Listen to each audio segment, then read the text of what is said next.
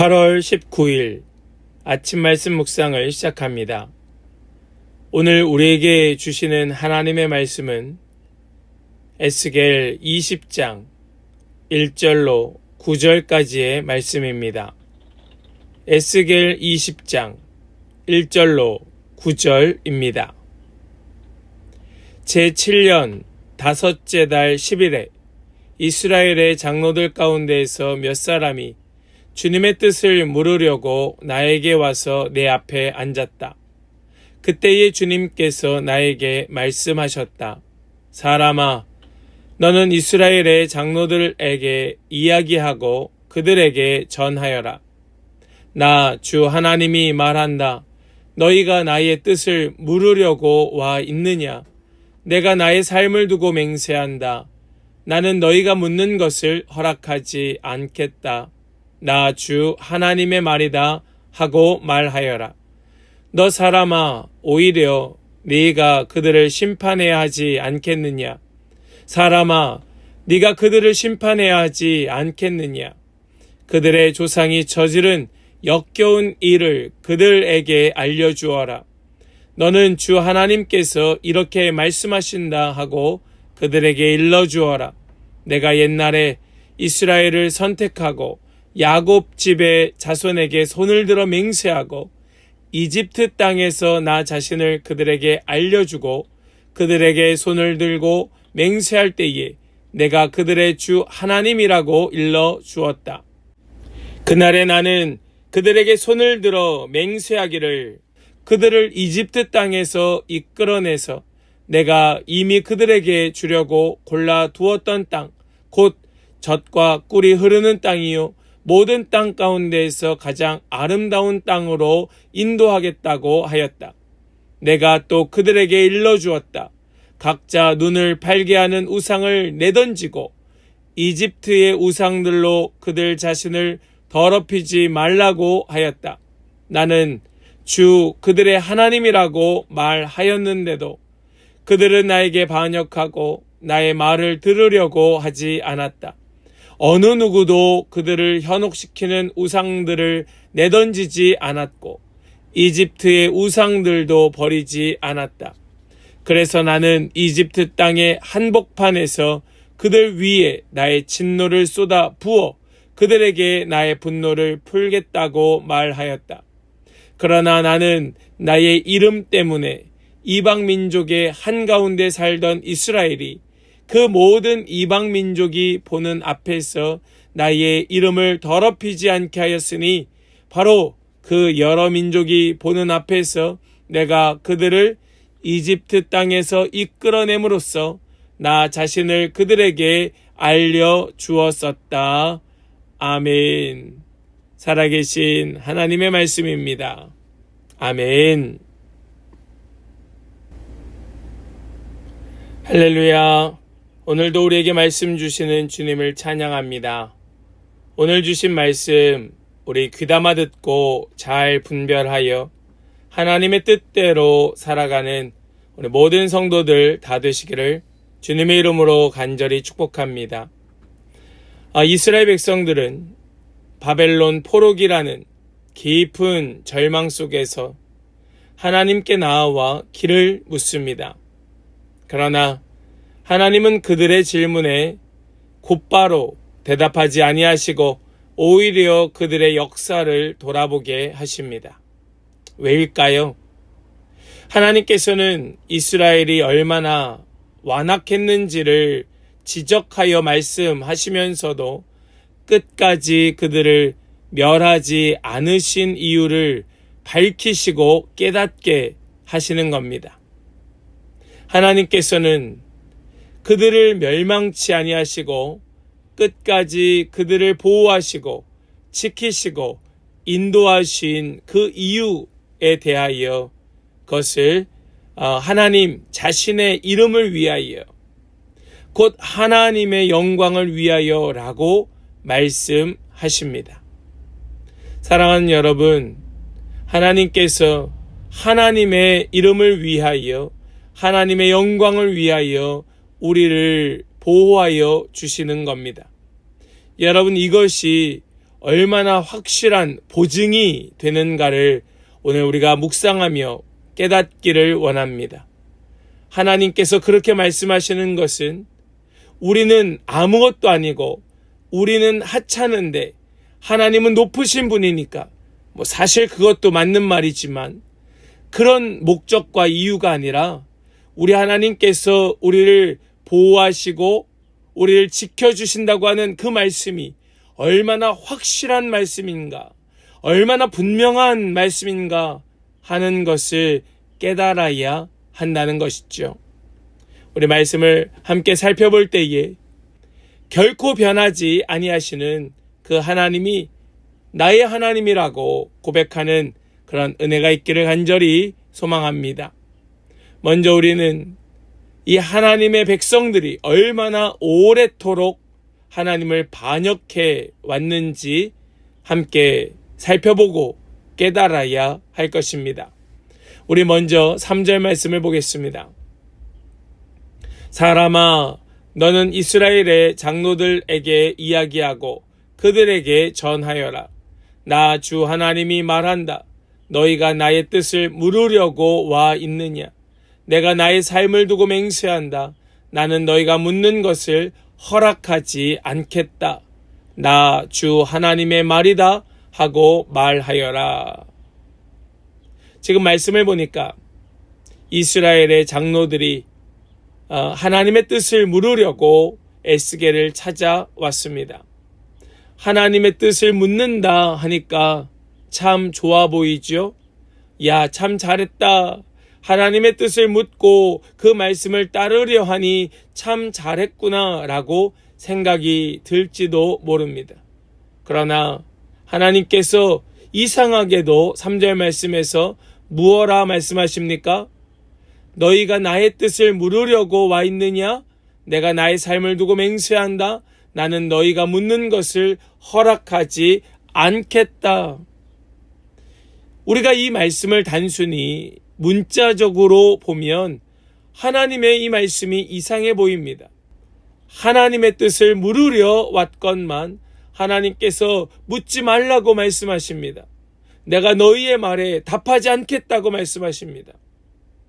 이상해 보이는 이 말씀의 의미가 무엇일까요? 이스라엘 백성들은 위기가 닥칠 때마다 하나님을 찾습니다. 그리고 그분의 뜻을 물어요. 그리고 하나님께서는 하나님의 마음을, 그 뜻을 알려주시고 그 뜻에 따를 때에 구원해 주시겠다고 약속해 주셨습니다.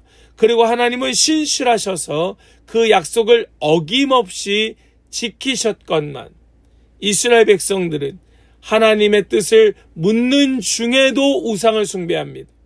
하나님의 그 말씀을 따르는 것 같지만 그러면서 동시에 우상을 숭배한 것이 그동안에 그들의 반복된 역사였다는 것을 가르쳐 주고 계시는 겁니다.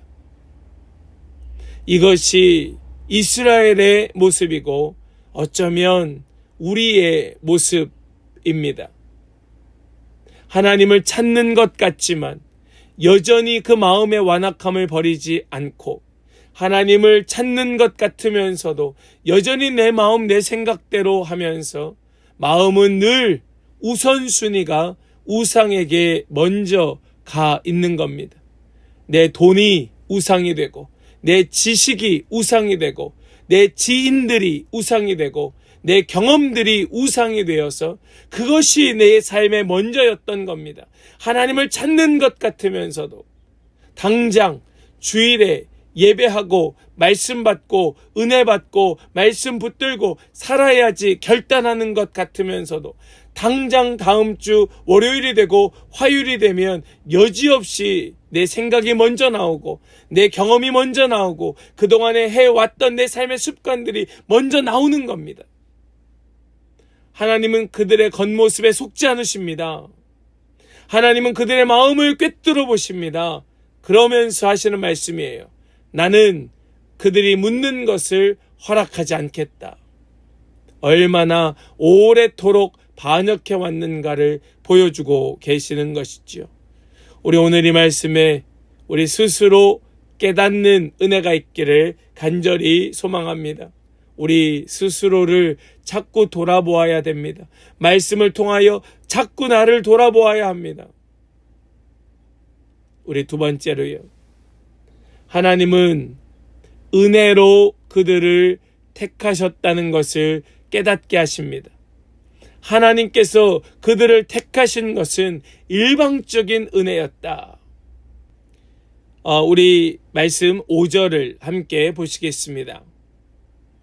너는 주 하나님께서 이렇게 말씀하신다 하고 그들에게 일러 주어라. 내가 옛날에 이스라엘을 선택하고 야곱 집의 자손에게 손을 들어 맹세하고 이집트 땅에서 나 자신을 그들에게 알려주고 그들에게 손을 들고 맹세할 때에 내가 그들의 주 하나님이라고 일러 주었다. 지금 하나님께서 이 에스겔을 통하여 과거의 이스라엘 백성들이 이집트 땅에서 노예로 종살이할 때의 이야기를 알려주십니다. 어쩌면 이스라엘 민족적인 하나님의 택하심이 시작되었던 곳이 이집트였기 때문에 하나님께서는 바로 그 이집트 땅에서 있었던 일을 말씀하시는 겁니다. 그 땅에서, 그 바로 노예된 그 땅에서 하나님께서 그들에게 내가 그들의 주 하나님이라고 알려주었다 말씀하십니다. 그러면서 6절 말씀이요. 그날에 나는 그들에게 손을 들어 맹세하기를 그들을 이집트 땅에서 이끌어내서 내가 이미 그들에게 주려고 골라두었던 땅, 곧 젖과 꿀이 흐르는 땅이요 모든 땅 가운데에서 가장 아름다운 땅으로 인도하겠다고 하였다. 여러분, 하나님께서는 맹세하고 또 맹세하시기를 내가 그들을 택하고 그들에게 가장 아름다운 땅을 주겠다고, 그 땅으로 인도하겠다고 맹세하였다는 것을 재차 3차 강조하여 말씀하십니다. 하나님께서 그들에게 일방적으로 은혜를 주셨다는 겁니다. 이스라엘이 잘나서 선택받은 것이 아닌 거예요. 그들이 그렇게 선택받을 만한 어떤 행동을 했던 것도 아닌 겁니다. 하나님이 일방적인 은혜로 그들을 택하셨고 그들을 불러내셨고 그리고 이미 골라두었던 땅, 가장 아름다운 땅으로 인도하셨던 겁니다. 우리가 잘 아는 말씀인 것 같지만 다시 한번 마음에 새겨야 할 말씀은 무엇인가 하면 구원은 철저히 하나님의 주권적인 은혜로 이루어졌다는 사실입니다. 우리가 이것을 자꾸 잊어버려요.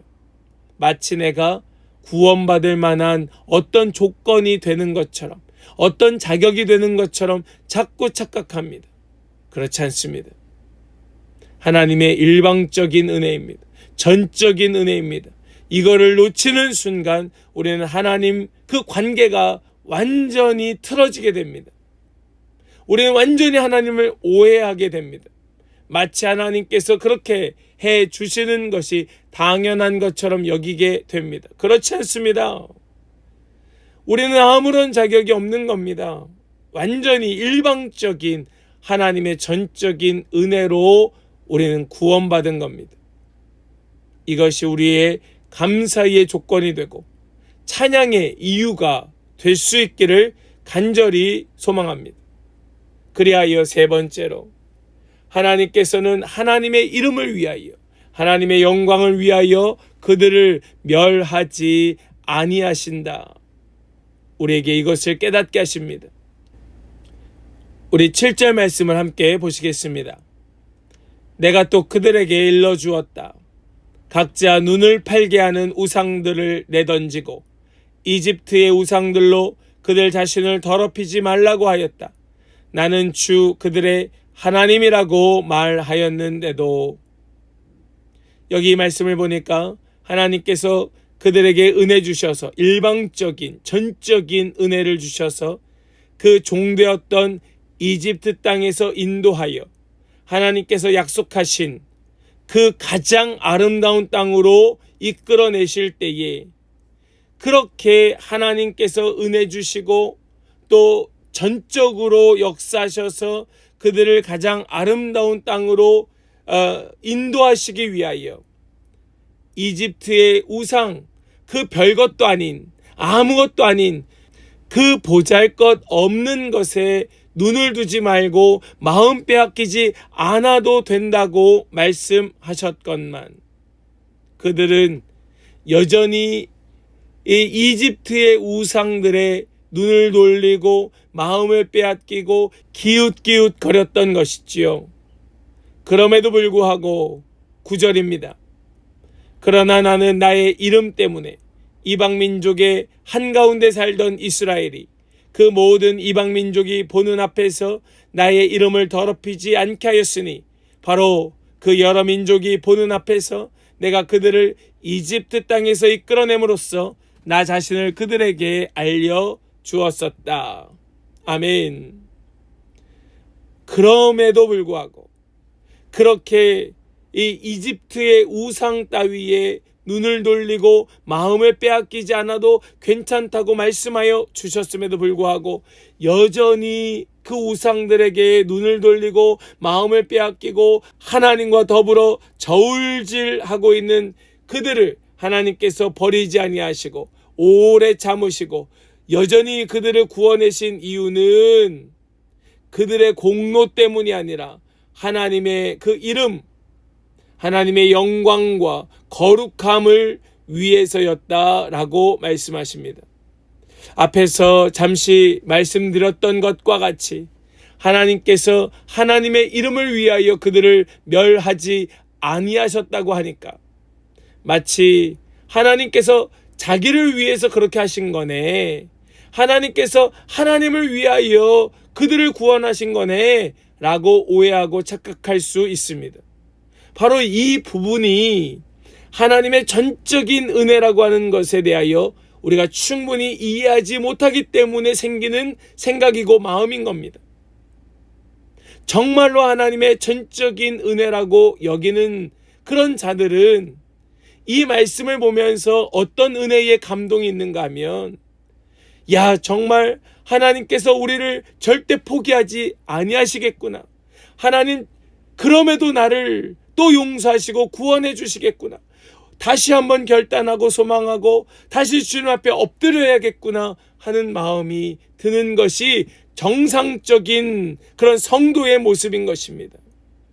하나님 그렇게 말씀하셨으니 하나님의 이름을 위하여, 하나님의 영광을 위하여 하나님께서 포기하지 아니하시는구나, 그 하나님께서 정말로 나를 멸하지 아니하시겠구나, 이것이 우리가 붙들어야 될 은혜라는 말씀입니다.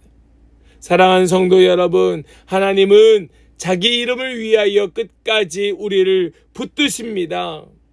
여러분, 이 사실이 우리에게 은혜가 되기를 축복합니다. 하나님이 나를 포기하지 아니하신다는 이 사실이 우리에게 감사의 이유가 되고 또 우리의 찬양의 이유가 될 수 있기를 축복합니다. 이스라엘의 실패와 불순종에도 불구하고 하나님은 그들을 포기하지 아니하셨습니다. 오늘 우리도 부족하고 넘어지지만 하나님의 사랑과 신실하심은 우리의 상황이나 공로에 좌우되지 않습니다. 하나님은 자신의 거룩한 이름을 위하여 끝까지 약속을 지키십니다. 이것이 우리에게 보증되는 겁니다. 이 은혜가 오히려 우리의 교만을 꺾고 우리의 회개의 이유가 되고 순종의 근거가 되는 그런 우리 모든 성도들의 복된 삶이 되시기를 주님의 이름으로 간절히 축원합니다. 사랑하는 성도 여러분, 여러분은 위기가 닥칠 때만 하나님을 찾고 그분의 뜻을 물으십니까? 아니면 평소에도 주님을 찾고 구하고 그 뜻대로 살려고 애쓰고 계십니까? 하나님의 은혜와 신실하심이 나를 붙드셨음을 기억하면서 오늘 돌이켜야 될 죄는 무엇인가 묵상하고 깨닫고 실제의 삶에서 돌이키는 우리 모든 성도 되시기를 다시 한번 주님의 이름으로 간절히 축복합니다. 아멘. 기도하겠습니다. 신실하신 하나님 감사합니다. 우리의 완악함과 또 강팍함에도 불구하고 끝까지 버리지 아니하시고 주님의 이름을 위하여 우리를 붙들어 주시니 감사합니다. 주님의 거룩한 그 이름을 위하여 우리의 삶 새롭게 되기를 원하오니 주여 역사하여 주시옵소서. 회개와 순종으로 주님께 영광 돌리는 삶이 되기를 소망하오니 주님 함께 머리 숙여 기도하는 모든 성도들에게 임재하여 주시고 역사하여 주시어서 주님 새 삶이 시작되게 하여 주시옵소서. 오직 주님께 모든 감사와 찬송과 영광을 올려드리며 우리 주 예수 그리스도의 거룩하신 이름으로 기도하옵나이다. 아멘.